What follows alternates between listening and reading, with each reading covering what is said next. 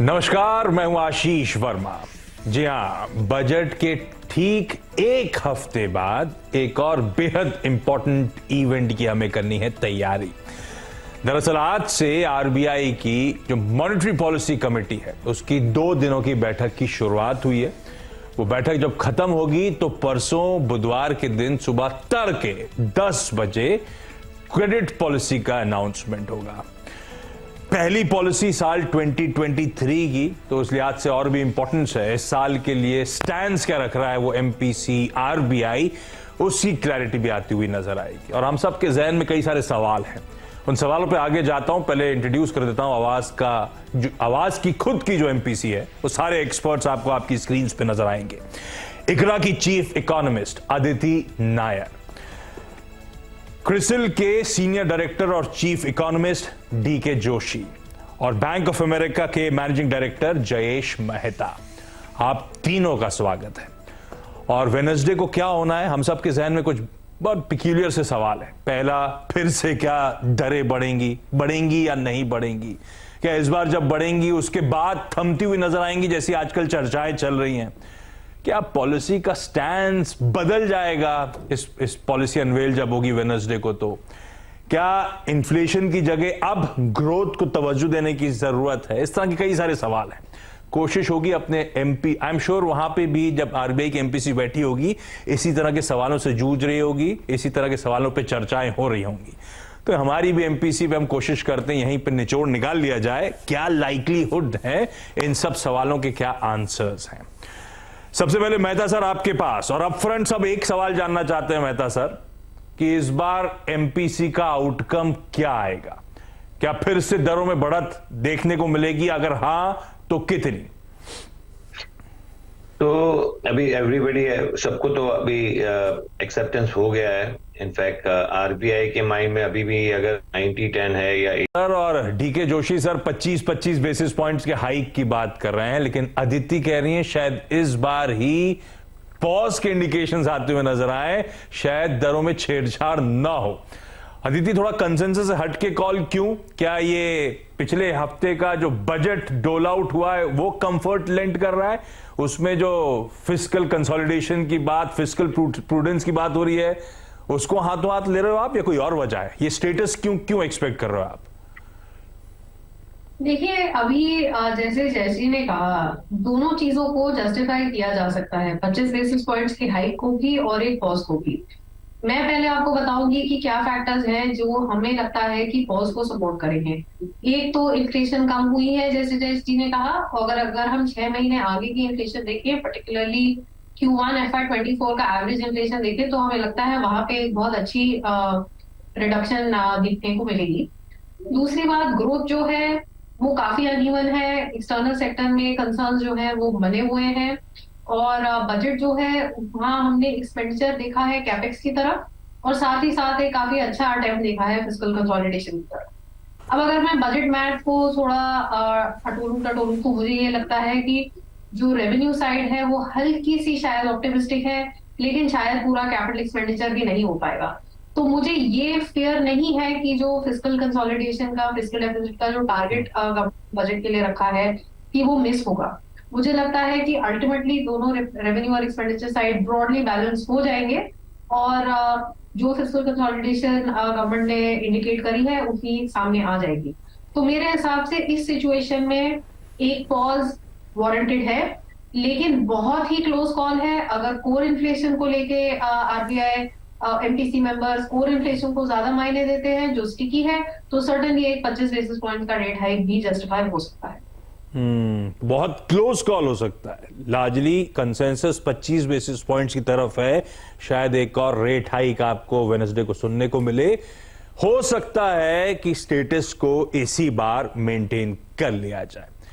यह था पहला इंपॉर्टेंट सवाल। दूसरा फिर इंपॉर्टेंट सवाल, फिर से 25 बेसिस पॉइंट्स का रेट हाइक अगर अच्छा अदिति, दूसरा कंसर्न आपने बात छेड़ी थी, वो इन्फ्लेशन के नंबर्स। रिटेल इन्फ्लेशन बढ़िया ग्रिप में आया, एक साल के लोज पे 5.72 पे दिसंबर में back to back third month cool off हो रहा था।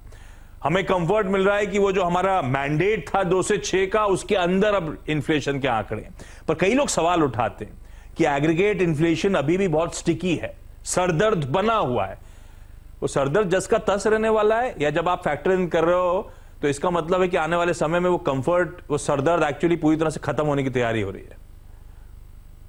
देखिए पूरी तरह से का क्या मतलब होता है, अब Q4 की अगर आप बात करें जो अभी क्वार्टर चल रहा है, तो इनफैक्ट जनवरी का तो हमारा अभी टेंटेटिव जो सीपीआई का फोरकास्ट है हाँ। वो दिसंबर के ऊपर है, और हमें लगता है कि Q4 की एवरेज इन्फ्लेशन Q3 के एवरेज इन्फ्लेशन के आसपास ही आएगी।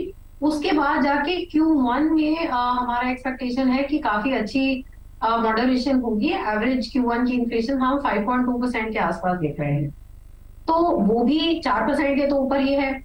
पूरे साल का अगर हम FY24 की बात करें तो हमारा एक्सपेक्टेशन ये है कि एवरेज इन्फ्लेशन 5% के आसपास होनी चाहिए, तो शायद आखिरी के क्वार्टर में 4% के हैंडल में आ जाएगी। लेकिन FY24 एज अ होल में भी हमारा यही एक्सपेक्टेशन है कि 5% के आसपास इन्फ्लेशन रहेगी। So with in the range but in the upper band, 4 से 6% वाले बैंड में रहेगी। 4% मिड पॉइंट पे सस्टेनेबली FY24 में हम नहीं एक्सपेक्ट कर रहे हैं इन्फ्लेशन को आने को। पर जो बात आप पहले कर रहे थे, मेरा व्यू यही है कि particularly in the context of India rates ज्यादा बढ़ा के जल्दी से रिवर्स करना मुझे नहीं लगता कि ये बहुत अच्छी पॉलिसी रहेगी। Better to look through and pause early rather than to hike rates and then reverse the policy direction very quickly. पूरी तरह से मेरा मतलब था कि उस बैंड के कंफर्ट में बनी रहेगी, बैंड के कंफर्ट में बनी रही तो फिर भी थोड़ा सा स्टैंड बदलेगा। और अगला सवाल वही है, फिर जब सब कुछ ठीक हो रहा है, ये टाइम है शायद पॉज करने का, ये टाइम है असेस करने का कि जो अब तक टाइटनिंग करी है उसका एक्चुअल इंपैक्ट क्या होगा। तो ऐसे में फिर क्या पॉलिसी स्टैंड को ऑलटुगेदर बदल नहीं देना चाहिए, स्टैंड को न्यूट्रल की तरफ शिफ्ट नहीं करना चाहिए? अदिति, आप क्या मानते हो, इस बार स्टैंड भी बदलेगा? जी, मेरे हिसाब से स्टैंड अब बदल जाना चाहिए, स्टैंड बदल के न्यूट्रल होगा। और ये मेहता साहब और अदिति दोनों मानते हैं, लेकिन जोशी सर आप एग्री नहीं कर रहे हो, इस बार स्टैंड बदलेगा नहीं? ये क्या कुछ सरप्लस लिक्विडिटी सिस्टम में जब तक आरबीआई उसको टेम नहीं कर ली थी तब तक स्टैंड नहीं बदली, क्या कोई और रीजन है? नहीं, देखिए, ब्रेक के बाद आपका स्वागत है। सीएनबीसी आवाज की एमपीसी ने अपने डिसीजन सामने रख दिए। क्या लाइकली है परसों की क्रेडिट पॉलिसी में? पहला सवाल सबसे इंपॉर्टेंट, इस बार एमपीसी क्या फैसला लेगा? 25 बेसिस पॉइंट्स की दरों में बढ़ोतरी 3 में से 2 मेंबर्स मानते हैं। एक कह रहे हैं कि शायद इसी बार से स्टेटस को, यानी कि दरों में अब बढ़त का सिलसिला थमता हुआ नजर आएगा। जयेश मेहता साहब से जब बातचीत हुई तो वो भी टिल्ट कर रहे हैं कि हो सकता है कुछ ना करें, लेकिन to err on the side of caution ही 25 बेसिस पॉइंट्स का हाइक है। और ये 25 बेसिस पॉइंट्स का हाइक मार्केट्स ने ऑलरेडी फैक्टर इन कर रखा है। दूसरा सवाल था, जब अब धीरे धीरे बातचीत हो रही है, कोई बदलाव नहीं, एयर ऑन कॉशन, तो क्या अगर दरें बढ़ी इस बार तो ये लास्ट रेट हाइक होगा इस साइकिल का कि नहीं? क्या दरें अब पीक हो गई हैं? तीनों एमपीसी मेंबर्स मान रहे हैं अब इस साइकिल का ये रेट लास्ट हाइक है। दरें पीक आउट कर रही, 6.5% रेपो पे अब पीक आउट होती हुई दरें नजर आएंगी। जब ऐसा होगा तो क्या पॉलिसी का स्टैंस बदलेगा? अभी तक पॉलिसी का स्टैंस था विड्रॉल ऑफ एकोमोडेशन, क्या न्यूट्रल कर दिया जाएगा या नहीं कर दिया जाएगा? 2 मेंबर्स मान रहे हैं एमपीसी के कि हां अब स्टैंस न्यूट्रल हो जाएगा। जोशी सर ने स्पेसिफिकली कहा नहीं, ऐसा नहीं होगा, आरबीआई अभी भी इनकमिंग डेटा पे नजर रखेगा, इन्फ्लेशन अभी भी चुनौतीपूर्ण है और बाकी के हमारे पीयर विदेशी सेंट्रल बैंक्स, बड़े बैंक्स दरें अभी भी बढ़ा रहे हैं, तो वो रूम खुला रखेगा आरबीआई। ये इंपॉर्टेंट है देखना स्टैंड बदलता है या नहीं। और फाइनली 2023 नए साल की पहली पॉलिसी आने वाली है परसों, तो इस बार तवज्जो कहां होगा? अब तक इन्फ्लेशन को टेम करने में लगे हुए थे हम, क्या अब ग्रोथ की तरफ फोकस होगा या नहीं होगा? 2 एक्सपर्ट्स मान रहे हैं शायद तवज्जो ग्रोथ की तरफ हो, जो धीमापन एंटिसिपेटेड है 2023 में, उस चैलेंज से जूझने की कोशिश हो। लेकिन जोशी सर जो चिंतित हैं इन्फ्लेशन के कोर आंकड़ों को लेकर, उनका मानना है कि महंगाई पे अभी भी फोकस कंटिन्यू करेगा। तो कुछ चीजों में स्प्लिट, लेकिन लार्जली एमपीसी ने अपना डायरेक्शन बता दिया है क्या हो सकता है क्रेडिट पॉलिसी में वेडनेसडे के दिन। होप आपकी भी बढ़िया तैयारी हो चुकी है।